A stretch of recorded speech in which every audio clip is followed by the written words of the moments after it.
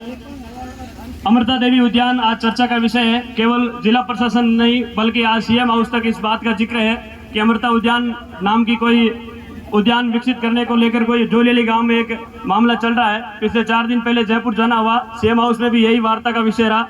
अब मैं शुरुआत से आपके समक्ष बात रखना चाहूँगा।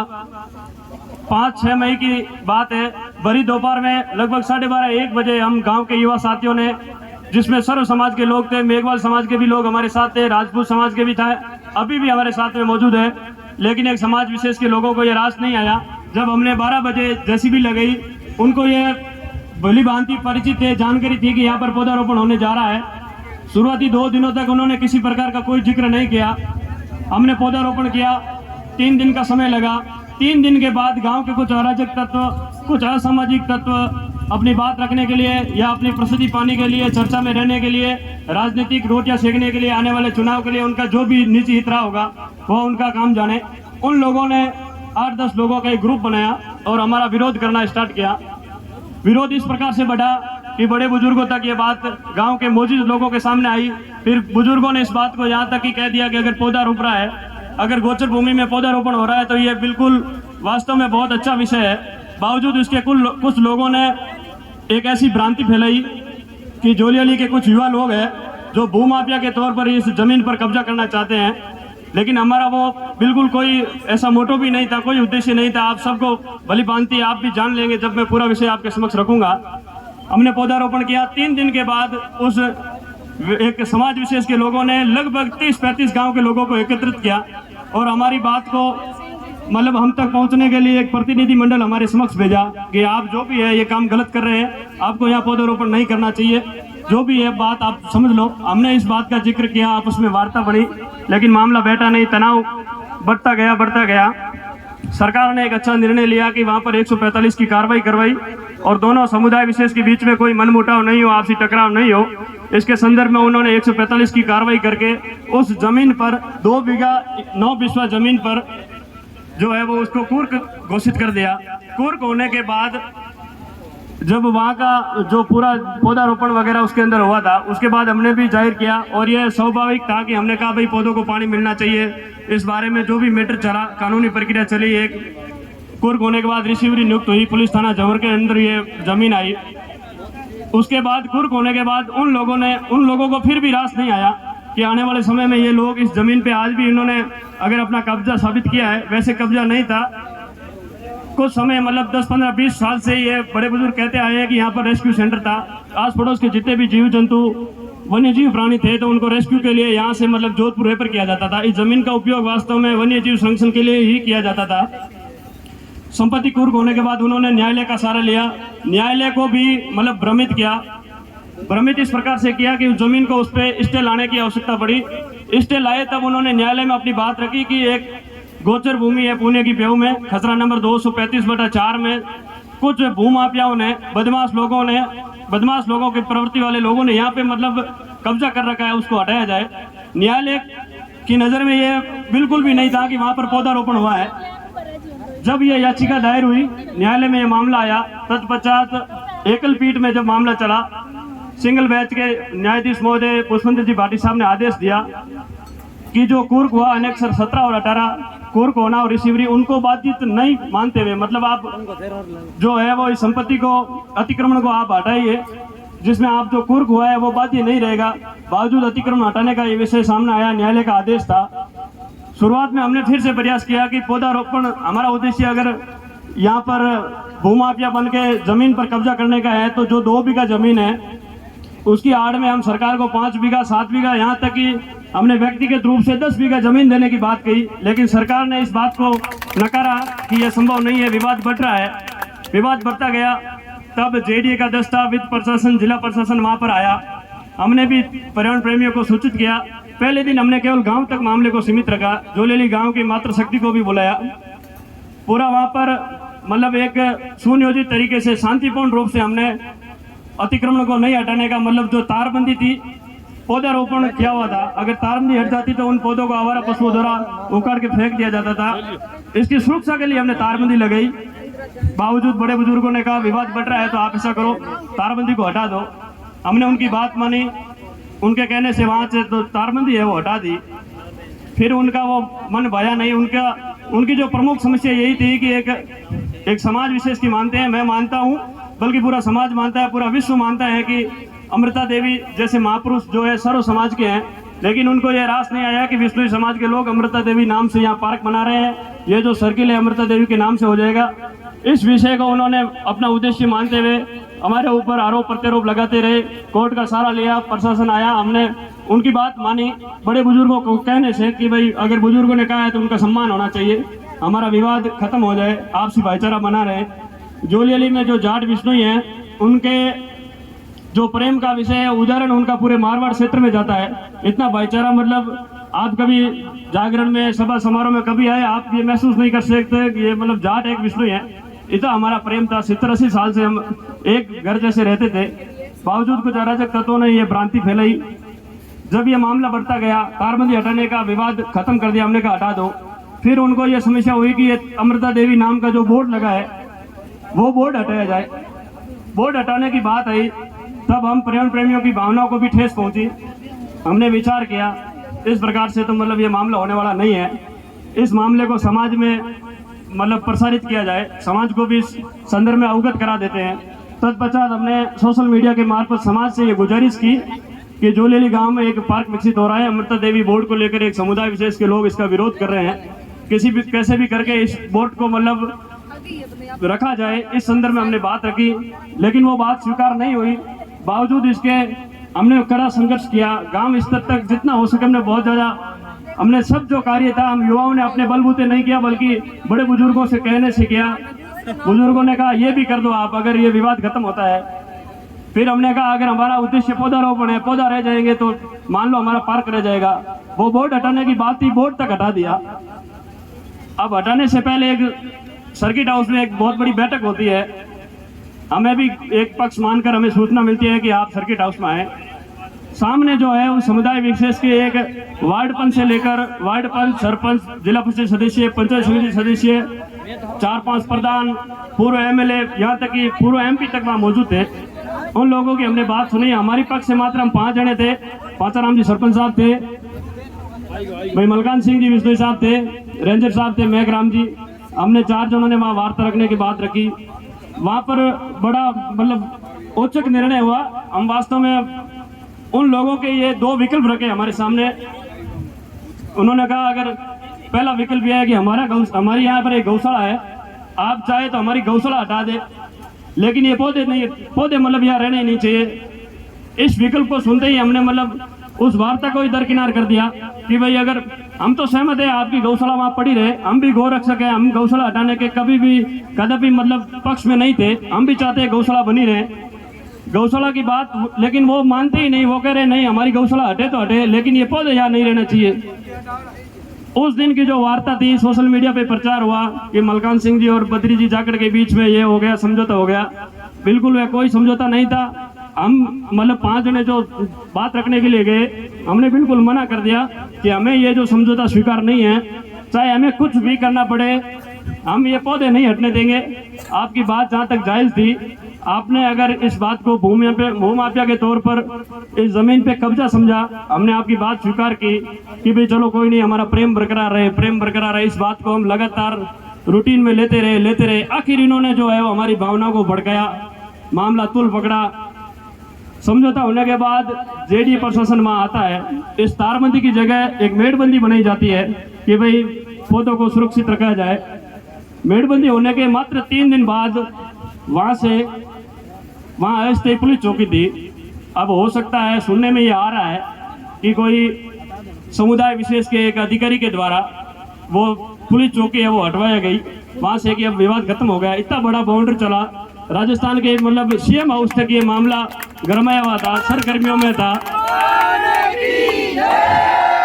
उस एक अधिकारी के कहने से हो सकता है वो चौकी हटाई, उसकी अब मैं पुष्टि नहीं करता, ये बात सामने आ रही है। चौकी हटाने के मात्र 3 दिन बाद ये एक बहुत सुनियोजित तरीके से काम हुआ है।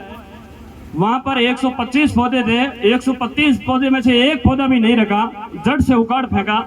ये कारनामा किसी 4 या 5 जनों का नहीं था, तकरीबन 15 से 20 लोग वहां आए थे। रात्रि की घटना है। उस रात में 15-20 जनों के द्वारा जड़ों से पौधों को उखाड़ना और ट्री गार्ड को मतलब पास वाली जो मेड़बंदी जेडीए ने जो खुदाई की उस खाई में डालना, और कुछ एक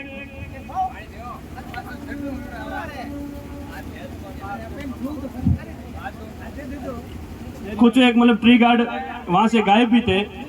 तत्पश्चात जब ये रात में घटना हुई, अब आप सुनना, ये जो लोग बाहर से आए हुए लोग हमें कहते हैं कि हम बाहर से आए हैं, जो लोग असामाजिक तत्व है यहाँ, अब आपको भी ये लगेगा कि भाई इसमें गलती किसकी है। रात में वो पौधे उखड़ते हैं। सुबह 6:30 बजे के लगभग हमें सूचना मिलती है कि रात में किन्हीं मतलब लोगों ने पौधे उखाड़ दिए। हम लगभग 15 जने वहाँ जाते हैं।